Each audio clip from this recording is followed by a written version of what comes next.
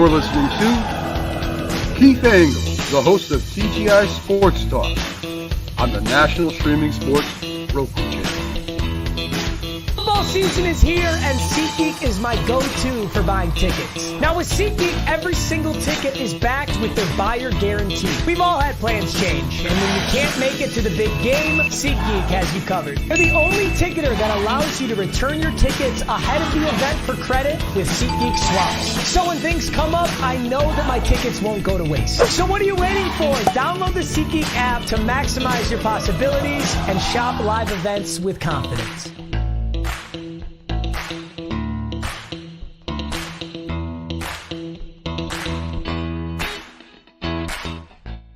Good afternoon, guys. Keith Engle here with TGI Sports Talk and our college football huddle live from Grand Turk.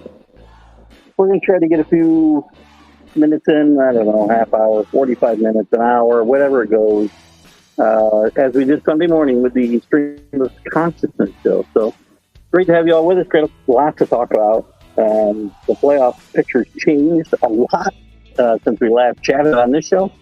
Unsure how many of you will have live today, but we are live on our Facebook, our YouTube, our Twitter feed. We'll be live and we'll replay the show on the Roku, the National Streaming Sports Roku channel, tonight at 7, the normal time we do this show. But anybody does join us, we hope we do jump in on the comments and keep the show moving along as you normally do. So the more I have to talk, the less time we'll probably spend here doing it. So, the big games last week, as we already talked about on Sunday, guys. Yeah, A&M beating LSU obviously was a big change, as you'll see when we get into the talking about the polls and the playoff picture. That was a huge game. The Notre Dame game was obviously a big factor. They moved up 4 in the polls. As did A&M, by the way. Both, as of today, by my calculations, would be in the playoff if we were to start today. Again, we have to make some assumptions when it comes to that. But here's Bo Crouch with us today. How you doing, Bo? I won't see you tonight on the professional streaming sports show on National Streaming Sports, but we'll be back next week there with you guys at 6, and then with this show live back in the studio at 7 o'clock next Wednesday. But for now, we are on the on Duck 5 of the NCF, and we've come back from a cold day in Grand Turk. An interesting day. Our duck boat tour broke its rudder and had to have repair in midstream, literally, but it was a lot of fun. I want to say a couple of John Gonzalez from Sports Authority. He's one of the guys I'll give a shout out to here now. John runs one of the best groups you can imagine, and he is. We're certainly always enjoyable to have John with us as well. Also, as we were talking about the groups flow from the Bottom Line Sports, Let's Talk Sports, where Flo does his podcasting from. Who else? All the college football groups that let us go, obviously. I had some trouble sharing recently, so I don't know what's going on in that. I think it's Facebook and the Facebook Nazis throttling us. But that's fine. We still managed to get our views. Maybe just not in the same numbers, that's all. What else did I want to say? Ken Krause at Sports Bud, Sports of All Sorts. Ralph Williams, of course, big shout out to Ralph Williams at RW Media. Does some great stuff out of Pittsburgh, especially the Sports Corner with Smoking Jim Frazier from 4 to 6 p.m. Eastern every Tuesday. Join that. I'm on that show a lot myself. So lots to talk about. I know if you guys drive the show a little bit. I cannot, refer to some of my reference material as we have found out during the past years doing this show, and that's on Sunday. When I move off the screen, I freeze, and nobody wants to look at my face frozen in one spot for too long. It's sore. Who else is with us here today? Chris is with us, putting the word out and rounding up the fellas. What do we say now about the Vanderbilt? Listen, Vanderbilt did fall out of the poll this week. Excuse me, I dropped my garbage all over the place. Vanderbilt did fall out of the bowl this week, but still played a tremendous game at home against Texas. Texas narrowly avoided being beat 2 weeks in a row, upset 2 weeks in a row. And Vanderbilt just missed their second huge upset of the year. So unbelievable for sure. John talking about the Yankee game last night. We're not going to talk too much baseball, John, but yes, we finally get on the board.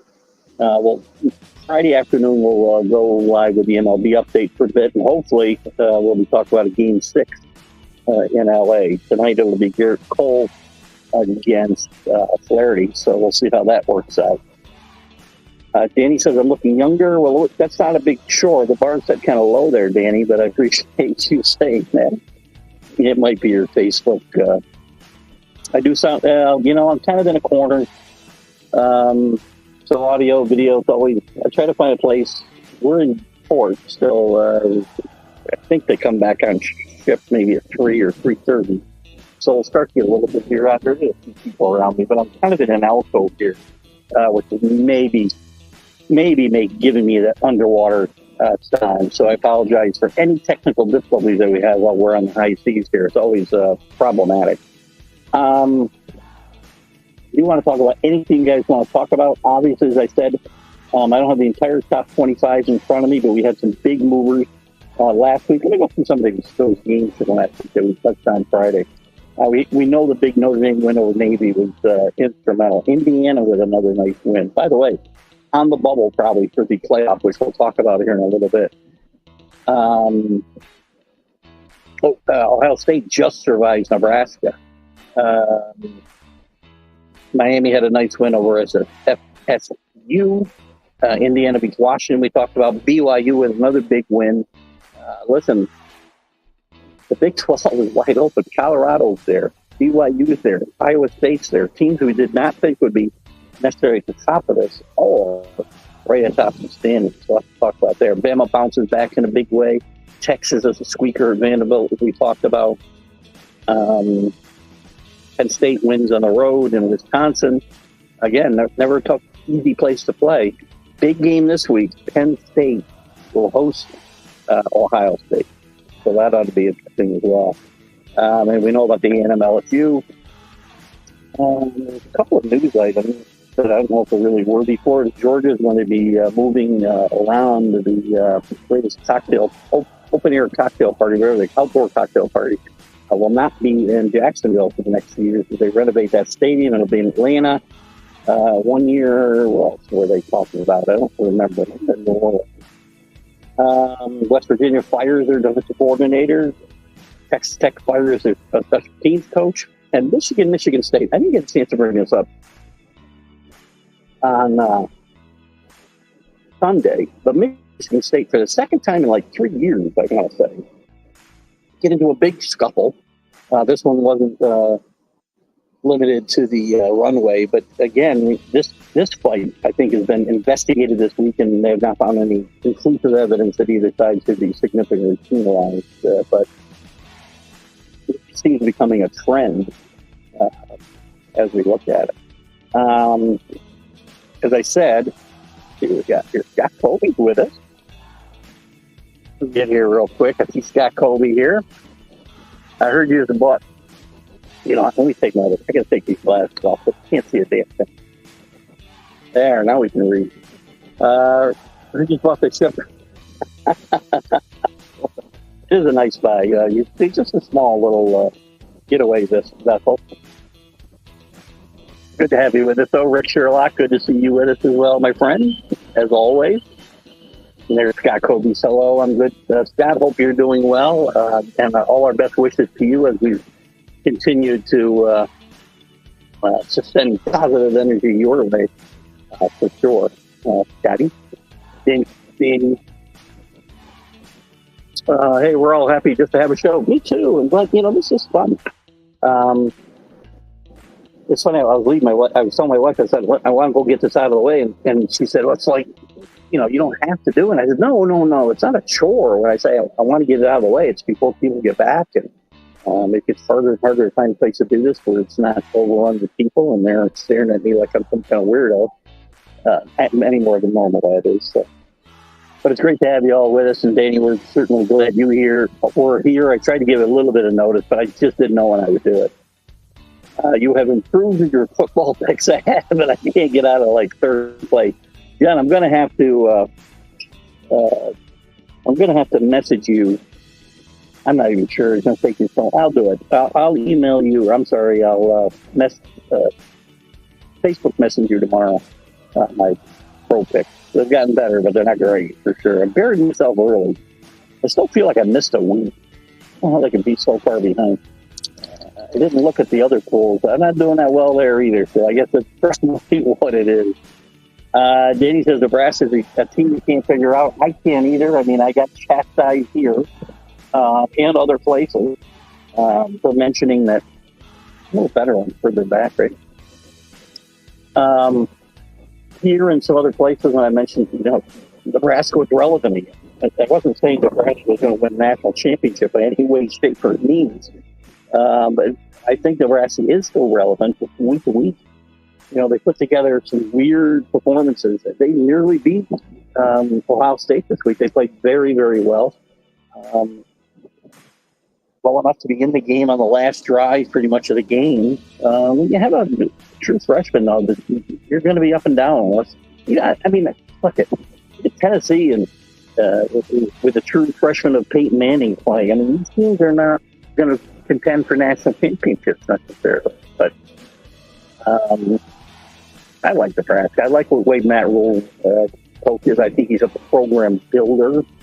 Again, it's interesting because this came up, I think, on the might have been the professional streaming sports show on National Streaming Sports. I will try to share that tonight if I think about it. But we talked about Matt Rule versus Deion as a program. Well, and I chastised Deion. I said eventually they got to win, and I did not think they'd win this year. I thought they'd be 5-7. Well, they're already bowl eligible. They've already moved into the top 25. They're in the middle of a wide open race in the Big 12, and I've got to take a step back. I'm still not positive you can build a consistent winner through the portal. I mean, as far as I know, the next time Deion steps into a 5-star or 4-star or any kind of recruit's living room, it'll be the first time. He was able to get Travis Hunter to switch from Florida State to Jackson, and that was probably his biggest accomplishment. His kids, I mean, of course, where were his kids going to go to school? So, again, I'm going to give kudos to Deion for now, but as far as building a program, I'd still bet on Matt Rule before I bet on Deion. So it's just my take there. I wish I had bought this ship, I'll tell you right now. Oh, gosh. I've been very relaxed, and as you can see by my nightly posts of my bourbon, bourbon Old Fashioned. I did switch last night. I had an island Old Fashioned last night, one, which was made with rum instead of bourbon or rye. That was very good. So we're relaxed. Scott wants to know my thoughts on Boise State. I said from the beginning, Boise State's a very good football team. They'd be a really good Vegas team. I think Vegas is better with the quarterback playing now than the quarterback that we made such a big deal of leaving just a few weeks ago. It seems like a few weeks ago. Now it's probably a month or better. But it's a good Vegas team. They beat them on the road. But Boise State, they're going to have to win their league championship. They're probably going to have to go clean from here to stay ahead of the other group of 5 contenders like Army, like Navy. I mean, that Navy loss to Notre Dame was not that big a loss for Navy when you think about it. Not in the playoff picture. It has zero relevance on whether they get to the playoff. I guess you should say it has some relevance because they've got to be the highest ranked group of 5 to get there, but they still need to win the AAC. I still think if Boise stumbles, I think the winner of the AAC will be that 12th team, that 5th automatic bid from the group of 5. But Boise State's playing some really good football. Deontay, I think, is the front runner for the Heisman right now and playing very, very well.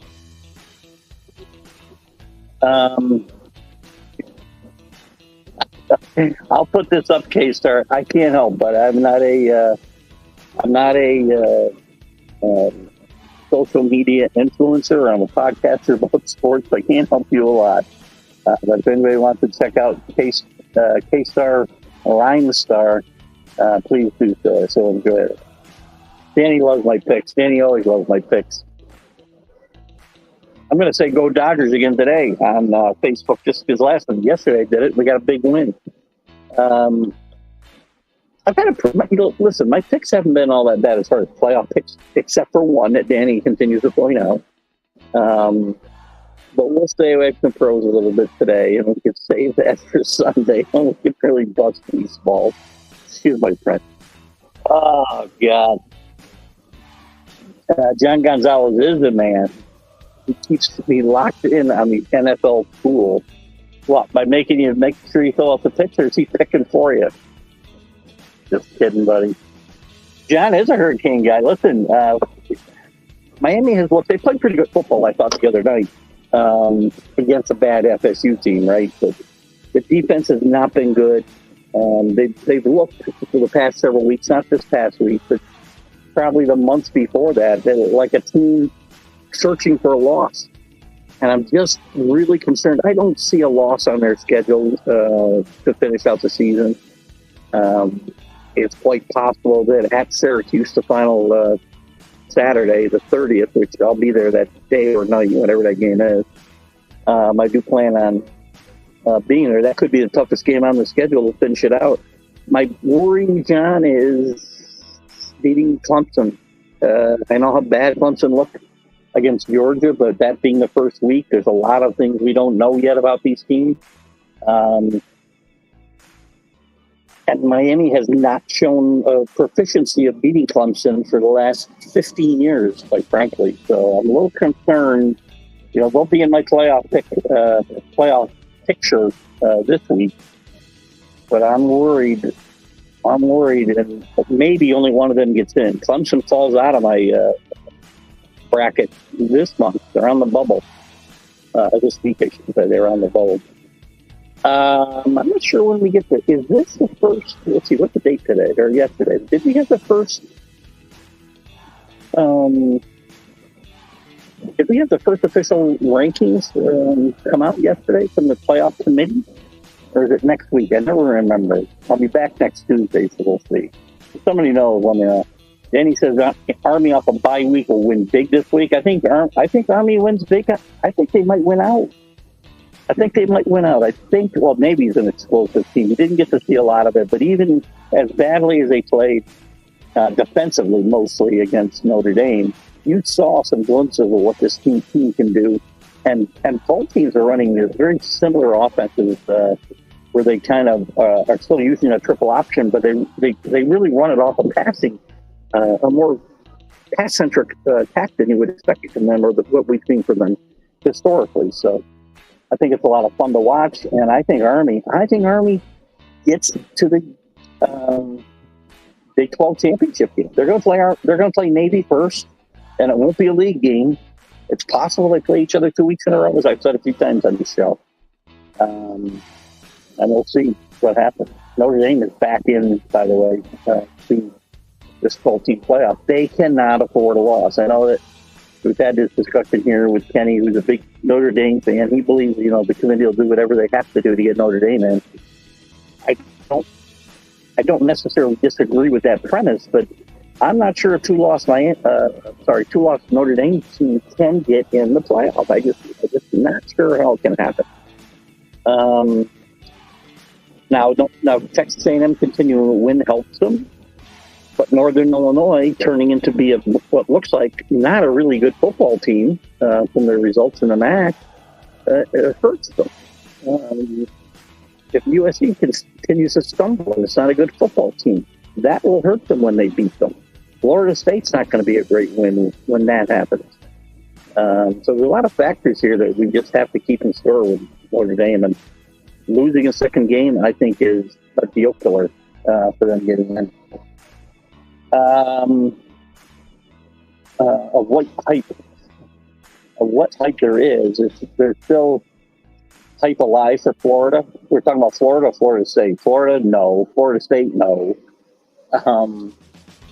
I mean, Florida maybe has done a little better than we expected, maybe competitive-wise, but they're going to get killed by Georgia this week. Technically,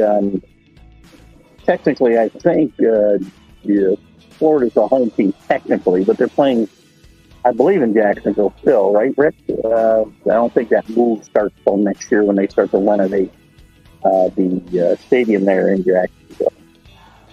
So, listen, if we're talking about Florida, Billy Napier's, I still think, going to get fired. I'm surprised he got this year. They're not terribly patient at Florida. They think they're a blue blood, and they're not. I mean, they've gone through. They were just a mediocre football program before Steve Spurrier got there. Spurts here and there, like any program. Then they were a mediocre football program through the guys that replaced him, like Ron Zook and Muschamp, and who else am I forgetting? In the middle there, and then Urban Meyer came in, and they were really good again, and then we're back to being mediocre. This is not a blue blood football program. They think there are at Florida, and they're, to me, their lack of patience and letting coaches get their feet under them is pretty unwarranted. But that's just me. We're kryptonite, fantasy sports. Love went down again, and you edged me out. I've got love other places, though, Rick, that are worth money, and I'm not terribly happy about that myself. I don't know what his situation is this week. Other than Colorado, who's your team? That team is the one that's shocked. By the way, they played this year.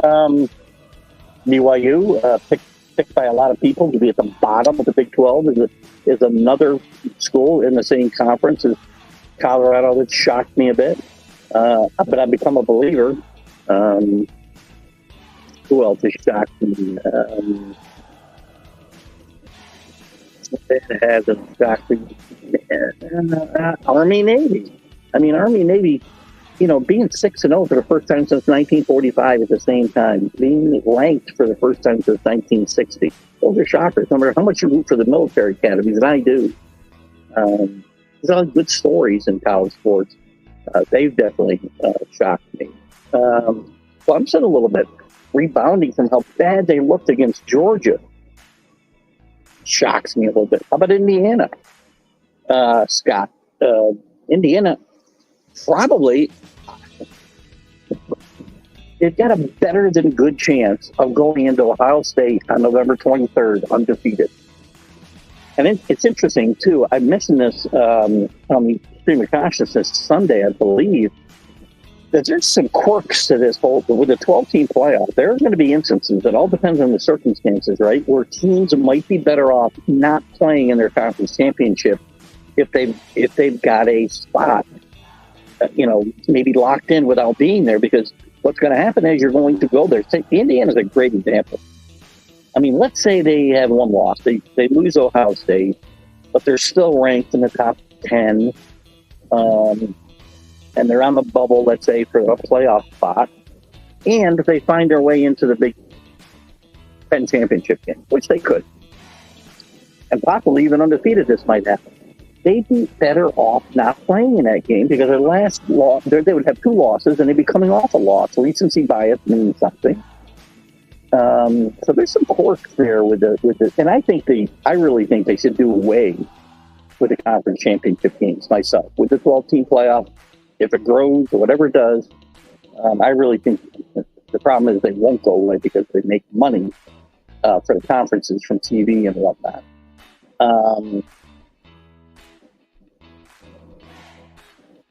So anyway, I got off track a little bit there, but that's some of the teams that have shocked me. Indiana, Segretti has done a tremendous job there. Danny, not sure what Danny was talking about there. CA's with us, so I wonder where CA is in the world today. We never know. Rooting for his Texas team.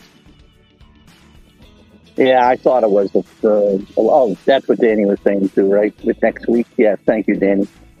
I did think it was the first Tuesday in November. There'll be anything else going on that night exciting, right? I will say, without getting too far down that rabbit hole, I'm feeling really good about what will happen that night. First playoff ranking. Thank you, Danny. People are walking by and thinking, look at that table working. That's possible. They could be thinking, I've seen people working here, though, and they could come out and look at it. I know people. Listen, and I see them. People that are around here, and I know they're still working because they'll tell me. But they'll be on back-to-back cruises. No, if you can work remotely, why not work from here? I've considered it. We considered a back-to-back here. The only one I guess I'd have to worry about in the future would be in February. But might do it. But you're right. Look at that a-hole working. There's people who look at me look at that a-hole too. Right? You guys can. I'm going to a couple of notes I made about the pool or the polls. Oregon stays number one. First four are the same: Oregon, Georgia, Penn State, OSU. Miami does move up to the 5 spot. I know some people are not believers, and some people want to believe that they're still convicts and these, and that's fine. You guys are entitled to believe what you want. That's a lot of things I believe about a lot of teams as well, which are probably unwarranted. Texas falls one after almost getting upset at Vanderbilt. Tennessee stays flat at 7. The big movers were Notre Dame, 8. And they moved up 8 to 8, I should say. They moved up 4 spots to 8. BYU moves up 2 spots to 10. A&M moves up 4 spots to 10. I'm sorry, BYU is 9. A&M is 10. Big changes in the playoff poll. The big losers were LSU dropping 8, Illinois dropping 8, Missouri dropping 4 to 25, I think. And the new teams in the poll are Washington State and Colorado. Falling out were Vanderbilt and don't remember who the other team is. This is a bigger shakeup than I thought we'd see. An interesting one. Again, Notre Dame now controls their own fate, which we probably figured with one loss they would, because teams would lose in front of them. They have to. There's so many teams from the Big Ten, and Indiana, by the way, is just on the outside of this, the challenge. We'll talk about that in just a second. But Notre Dame now controls its own fate. BYU controls its own fate. A&M probably controls its own fate, undefeated. So there's some big games this weekend that you would not think would be big games. My playoff, what do we got here? Yeah, Mizzou's looked terrible for a while. Cook, their quarterback, did not play, if I'm not mistaken, in this game. Danny, I didn't see a lot of it. I know the week before he got hurt, went to the hospital, came back and finished the game, but I think he missed this game entirely, if I'm not mistaken. Missouri just has not looked as good as we thought they would be. I think pretty much this year they're probably overhyped, probably just because of the SEC hyperbole as it was.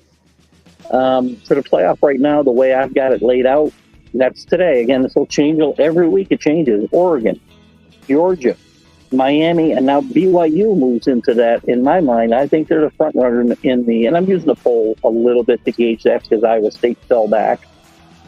But I'll take BYU to be that 4th bye. The fifth automatic qualifier would be Boise State, who would end up at number 12. And then in between, again, I'm just using the AP rankings right now. Penn State, Ohio State, Texas, Tennessee, Notre Dame, A&M, Iowa State. That would be 4 from the SEC. I said there'd be as many as 5, and that's not out of the realm of possibility yet, which we'll touch on in a second. The Big Ten has 3. Big 12-2. Then you've got the ACC, the Mountain West with one each, and then, of course, Notre Dame. Just on the outside, in my mind, on the bubble, Clemson. Still close. If they beat Miami and the ACC gets one representative, which is entirely possible, guys, they're got a possibility. But also sitting over there with a potential to win this ACC title and automatic bid is SMU and Pittsburgh, who play each other this week. Both undefeated in conference. Pittsburgh undefeated overall. SMU undefeated overall. So it's a big game. One of those teams is eliminated today, I would say, or this week, coach said. Bama still hanging in there. Indiana, as we mentioned, still hanging in there. LSU, I think you can all go all the way down to like 18, or maybe further, because SMU is below 18, right? So I think LSU hangs in there. Probably going to need to win the conference championship. Maybe not. But again, every week you get teams that are going to knock themselves off in front of you.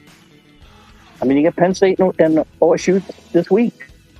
Those losers not falling out of the top 10, but they put themselves in a position to fall out of the top 10 with another loss somewhere down the line, even in a conference championship.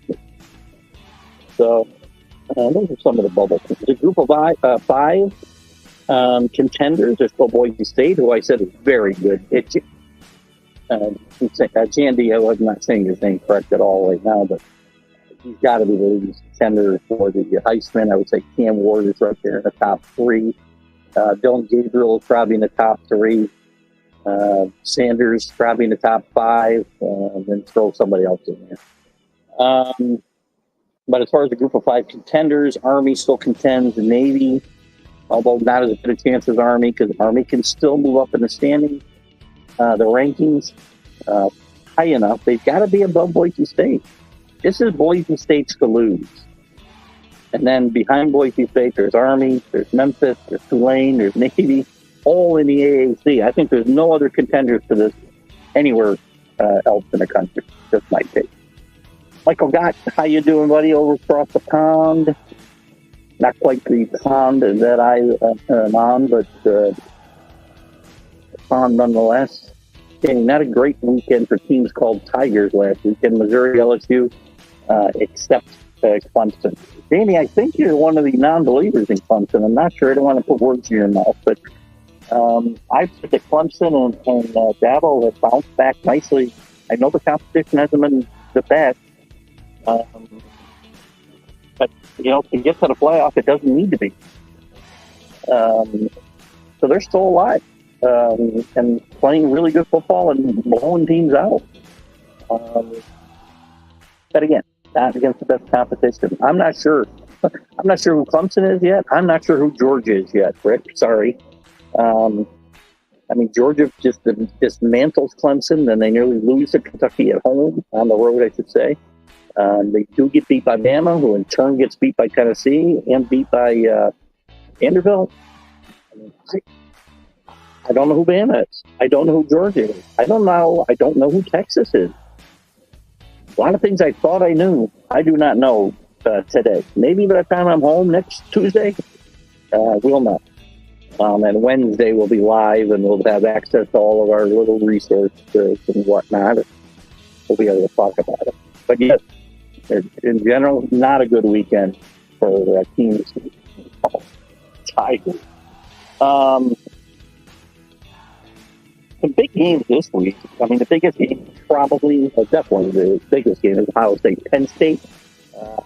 Penn State undefeated in conference. Ohio State's got a conference loss, as their only loss overall. It's a bigger game for Ohio State than Penn State, but James Franklin doesn't beat top 10 teams. He doesn't beat Ohio State. He doesn't beat Michigan. So this is going to be a big test. Ohio State comes out of this a winner, I can tell you right now. And Penn State's going to be a matter of how far back they fall. This would be not a good spot. But this is a spot James Franklin has got to win. His game at Happy Valley, he's got to win this game. Some of the other games I like around the country, not as many big games this week as we've seen recently. We do have Georgia at Florida. which is always a big one. Boise State gets a test with San Diego State coming in to their field on Friday night. Duke, who hasn't had a bad year under Manny Diaz, will go to Miami. Place, these are all spots where you get scared if you're a Hurricane fan. John, you know what I'm talking about.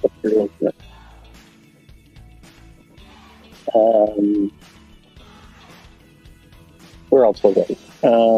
Arkansas will go to Ole Miss. Ole Miss will probably a bit on the peripheral here, not dead, not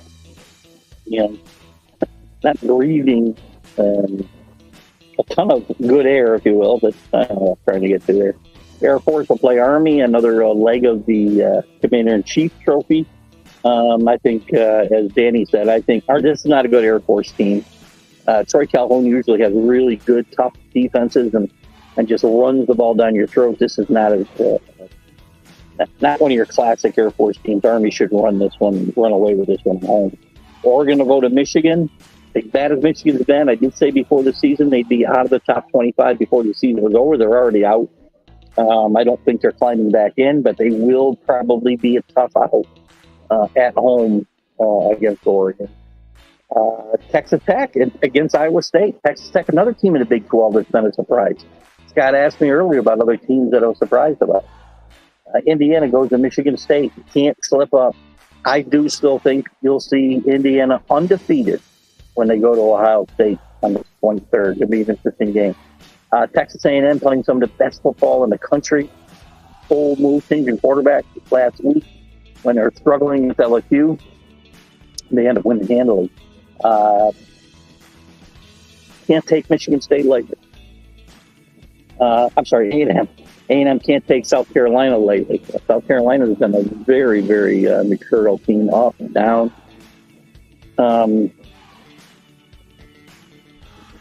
I don't know. A&M, I think, is just playing too good a football right now to fall backwards here. Kentucky and Tennessee. Tennessee's going to be very careful because, Kentucky's played Georgia tough this year. They played Alabama tough this year, I believe. They played some very good teams tough. 35 record. Good coach, though. And then we talk about Pitt and SMU, both ranked, both undefeated in the ACC, both not out of that conference championship spot. So some really good games, not quite the other than the one, not the gangbusters where we've seen every week. It seems like a bunch of heavyweight fights. So what do we got here? Carlos is with us, the Mad New Yorker. What's going on in your world today, Carlos? Anything you want to promote? Carlos has been a big contributor to this show in the past.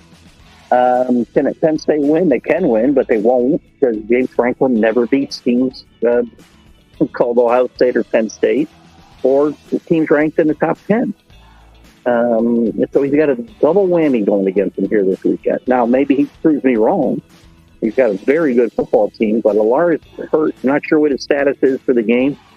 Sometimes we got to struggle when we're doing the show on the go like this, but by the way, guys, behind me, I showed you the ocean the other day, but next to us is the Carnival Vista.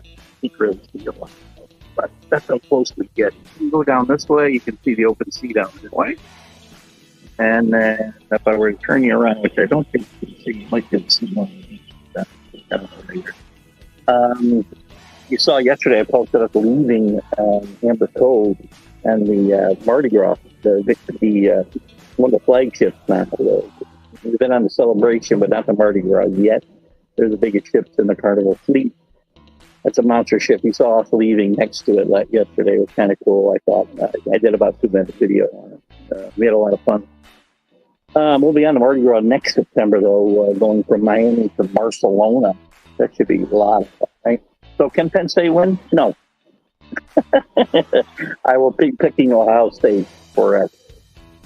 That's okay. Again, Ohio State's had teams that weren't, top-notch. Michigan's had teams that were not top-notch, and James Franklin would, quite frankly, at times, I thought better football teams is unable to beat these guys with any regularity. But I think against those two teams, and somebody can fact-check me because I don't have the numbers in front of me, he's like 4-16.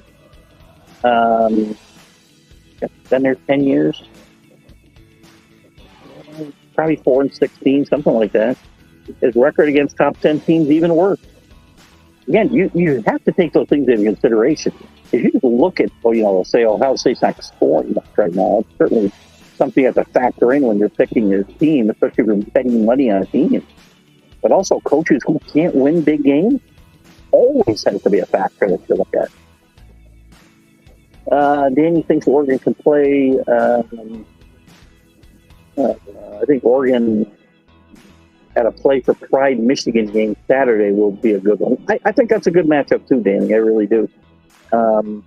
Michigan has beaten me once this year this way when the team came from the West Coast. And I do think Oregon is built to play in the Big Ten right now, as we've seen so far. And I think, and Danny, I don't know if you've given me an opinion on this or not. What we got? Have to start getting noisier. People start getting back on there. I think our sail away is 3:30. If that's the case, we'll have to wrap it up by about that time at least. Because it'll get noisy. What was I going to say? I think the two LA schools, UCLA and USC both, are not ready for the type of competition you get in the Big Ten. Is it smash mouth football anymore? Is it 3 yards in a cloud of dust? Absolutely not. But it's still good in the trenches football. The teams that are really good in the trenches are always the teams that play well and are at the top of that league. That's why Iowa's able to compete every year with a horrible offense, but they find a way to win, 8 or 9 games every year. Throw 10-win game team in there now and again. That's why Nebraska's gotten better. They've gotten better on the offensive and defensive side of the line. So again, and I think Oregon, and even in a little bit of a way, even Washington with much less talent, I think, than maybe, especially Oregon, and probably less talent than USC, I think is more competitive than the Big Ten. And Oregon is ultra competitive because they are better in the trenches than those teams and more ready to play Big Ten type football. With that said, I took USC when they traveled, the team you love so much, Danny, when they traveled east earlier this year against Michigan, and it's one of the worst freaking picks I made. So, yeah, hopefully we get to pick up all of that, hopefully.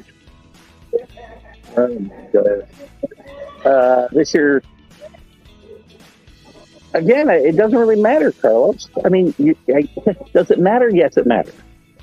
But again, you can throw all the stats out when it comes to these games. When you've got a coach who cannot beat this level of a football team, they find ways to lose all the time. He's had better teams than Ohio State and or Michigan in the past. Had them at home and lost. He doesn't win big games. He's great. He's got to win big games. Again, Lane Kiffin, my guy Lane Kiffin's falling into the same situation now in Ole Miss, or at Ole Miss. That's a game I'll take the over in, Danny. I don't know what it is without looking, but I'm sure one like that Saturday will be over in that game. Trying to think, I'm looking at, I don't have the whole schedule in front of me, and I never know what's going to be in a cigar box because we only get about 12 games. But we'll see how that goes. I agree, though. I think it'll be a shootout. And Ole Miss better be careful because Arkansas has been sneaky good in some games this year. They're good at home. Threw up a stinker here or there, but I think Arkansas will give them a go. And I think that will be, as you said, the up and down the field possibility. Did you see the clip of that guy that panicked thinking he missed the shift and he had the wrong shift? Had left? No, I did not see it. You can't get on the wrong shift, but you can certainly think you missed your shift. There's a lot of funny things to see. We were just talking to somebody who got left behind because they missed the shift call. They tell people when it is, and unless you're on a excursion that is sponsored by the cruise line, they're waiting for you. 3:30 comes, whistle blows, you're not getting on. They'll leave your stuff for you at the next port, and you find your own way home. You can put UCLA and University of Spoiled Children together, and you still have a bad team. Like, yeah, I do think the talent there is better than we think. I just don't think it's Big Ten level at the positions it needs to be.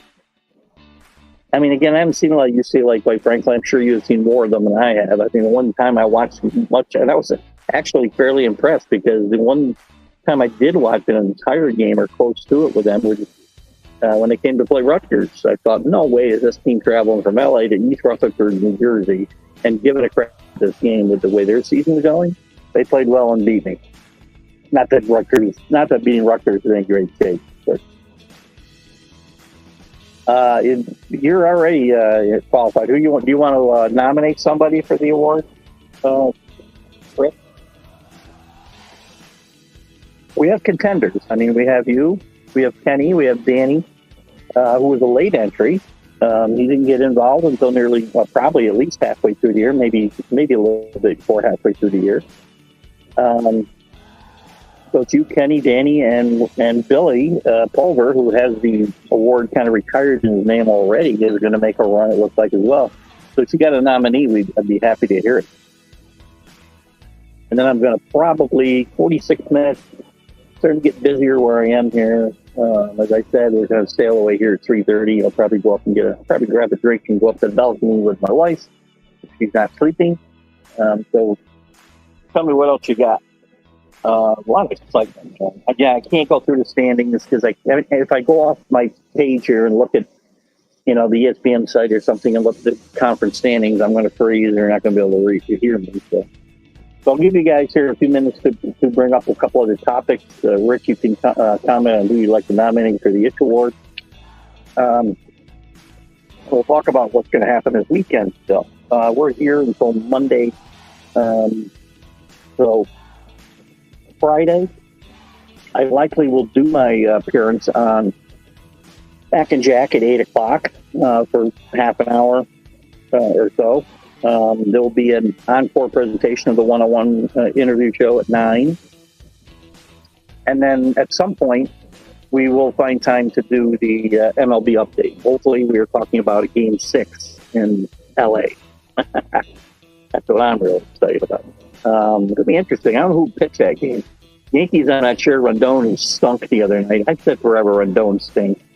We'll go a little baseball here at the end. Before we wrap it up. Tonight we get Cole against Flaherty. As I said, Yankees have already wasted one extremely good effort out of Cole. Yankees still, even with the big win last night, do not show me any way to score runs without hitting home runs. Even our fans get involved and play horrible fundamental baseball. If you didn't see that, we'll talk about that in the MLB update on Friday. But so anyway, back to what I was saying. We'll do the MLB update at some point Friday. Maybe it'll be live like we did last Friday. And then Sunday we'll still be here. We will do our spot the big football show at 8 o'clock, which I'll do my best to share. And we'll also go live at 8:30 with our stream of consciousness as well. Where are we here? I'm still waiting for Rick and his nomination. Wait, isn't the Itch Award not a good first one? No. It's the Itch Award is really kind of like because I love all the guys. Billy Pulver, I love. He was my brother-in-law at one point in my life, and Billy. It's the push peace buttons award, really. So it's not a bad award. Because the only people I let push my buttons are people I like. Otherwise, I just will totally kick you out of the show. I'm going to post Go Dodgers again like I did last. Where did I post that on? Was that on Sports Authorities they posted that? Or where was that? Oh, my God. Sankey's just never good enough for Keith. What? I just want to watch it. No. Dan, you can't. I mean, listen, you're a baseball fan, dude. You can understand. Am I happy to win the game? Absolutely. Am I happy that, again, my contention that we don't score runs without hitting home runs is backed up? 3 home runs last night counted for, I believe, 7 of the 10 runs. Maybe I'm either way.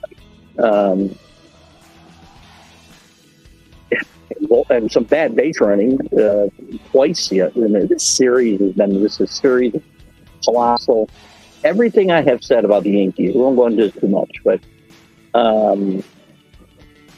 everything I've talked about with this team, you have seen in these 5 games. How many games? 4 games. The good stuff with the Yankees and the bad stuff. It's all right there in front of you. Including the manager, including the roster itself, including the bad base running, the worst base running team in baseball, by the metrics and by the eye test. And one of their best base runners makes a horrible blunder last night. But does that mean I don't see some positives? I see some great positives. Judge gets on base a few times. Wells hit the ball hard, creamed the ball twice. Great possibilities. Glaber hit a big home run. For me, for a spark, I'd get Dominguez into right field and get Verdugo out of there. That's just me. And again, Rondon was terrible. And he's hurt. I don't know what we'll do in Game 5, but who cares? I just need to get to Game 5. Figure it out. So, yeah, it's. I know you're kidding. That's why you're in contention. What brand of bourbon am I drinking? My sister-in-law has it at her house when I visit. The bourbon I've had most of the week has been Woodford, which I like. I like Nob Hill, but they don't have it here. They gave me one. Oh, God, what was it? Damn it, there was one she gave me last night when they made my... I jumped around a little last night. They shouldn't. I had my normal, traditional old-fashioned. I had an island old-fashioned, which is made with rum. And I had another one that was made with bourbon, but it was a black... I can't remember the name of it. It was really good. But Rick wants to message me a nomination, which means he wants me to be the bad guy and bring it up, which I will. And I'll keep the fact that you nominated this person secret, although when I add a name, they might figure it out. This year's been almost all home runs. The averages speak for that. That's a great point. The thing is, the Dodgers have capitalized on every mistake the Yankees have made until last night, and scoring 10 runs eliminates a lot of sins, right?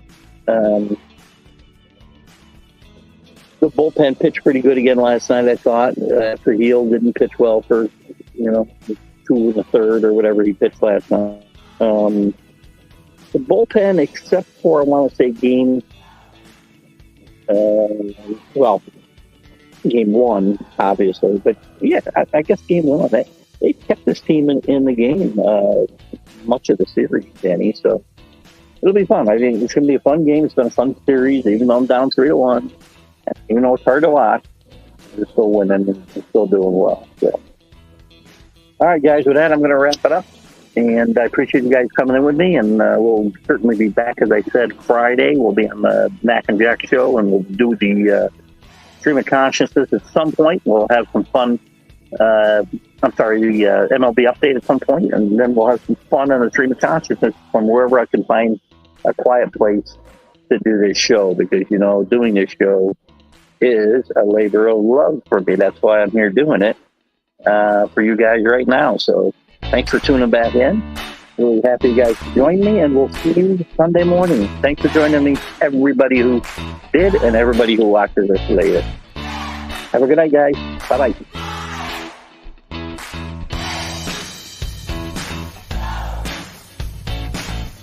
Football season is here, and SeatGeek is my go-to for buying tickets. Now with SeatGeek, every single ticket is backed with their buyer guarantee. We've all had plans change, and when you can't make it to the big game, SeatGeek has you covered. They're the only ticketer that allows you to return your tickets ahead of the event for credit with SeatGeek swaps. So when things come up, I know that my tickets won't go to waste. So what are you waiting for? Download the SeatGeek app to maximize your possibilities and shop live events with confidence.